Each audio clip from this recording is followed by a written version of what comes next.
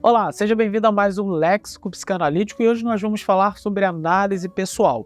Mas antes da gente começar o assunto, clica no primeiro link que está aqui embaixo e faça a sua inscrição para a Semana da Psicanálise 2.0. E ela tem esse nome justamente porque a primeira semana deu muito certo e a gente quer fazer uma segunda semana onde nós vamos mostrar para você, para além da teoria psicanalítica, a prática nessa semana. Então a gente quer trabalhar como funciona a análise clínica de fato. É claro que a gente vai abordar muitos assuntos em volta disso, mas também queremos mostrar para vocês como funciona na prática de fato.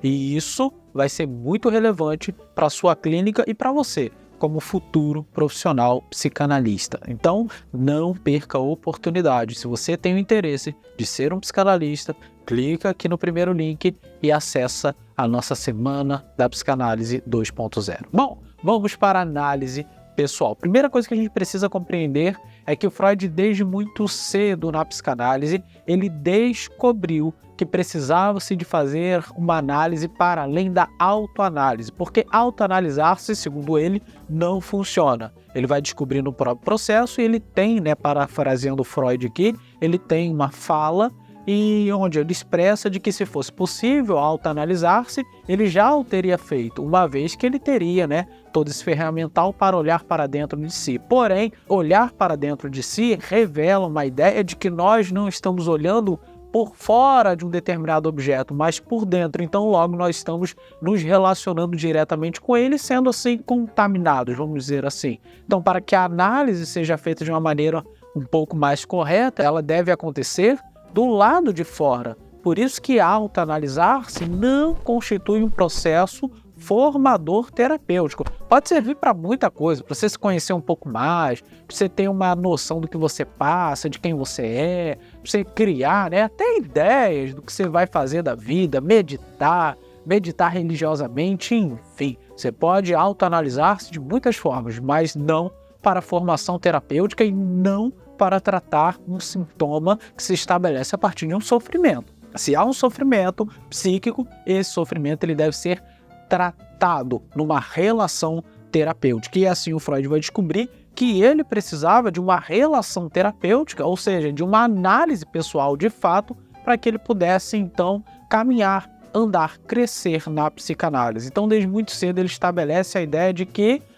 precisa-se de um analista. Os seus próprios discípulos serão orientados pelo Freud e todos eles irão passar por esse processo de formação vivendo a análise de fato, porque a análise é relação e não existe análise pessoal sem relação, sem um outro, sem um segundo, aonde você pode colocar, projetar, fazer a transferência, e a transferência é a base fundamental para que isso aconteça, para que você alcance então a cura, o desenvolvimento, o processo em relação ao seu próprio sintoma e sofrimento. Então, aqui se estabelece de uma maneira muito importante parte daquilo que a gente chama tripé psicanalítico. O tripé psicanalítico ele é composto pela teoria, pela supervisão, então você do lado de cá, da terapia como psicanalista, e análise pessoal, você agora do lado de cá como paciente, como analisante, como analisando, enfim.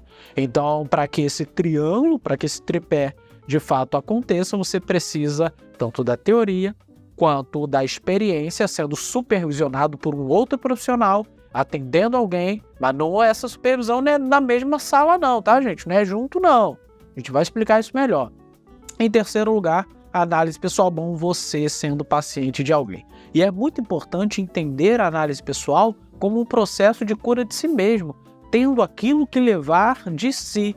Eu vou parafrasear o Freud mais uma vez, porque ele vai dizer que a gente só consegue, por exemplo, almejar a cura, caminhar em direção a algo, quando nós aceitamos que há algo dentro de nós. Então acontece que muitas vezes alunos de psicanálise não entendem que ali eles não estão como alunos de psicanálise. No momento que você inicia a análise pessoal, você está como um paciente e você deve então se entregar à análise de fato, revelar a si mesmo, trazer, desdobrar-se, virar do avesso, enfim. Você deve se entregar ao máximo para que a análise então constituída, ela revele de fato aquilo que é necessário para você trabalhar, para você ser mais feliz e mais, para você ser melhor, então, na análise com o seu paciente. Aí sim você sendo agora um terapeuta. Então, todo terapeuta ou psicanalista formado, ele tem que ter passado pela análise pessoal. Não existe análise pessoal da minha cabeça comigo mesmo. A análise tem que acontecer numa relação a dois,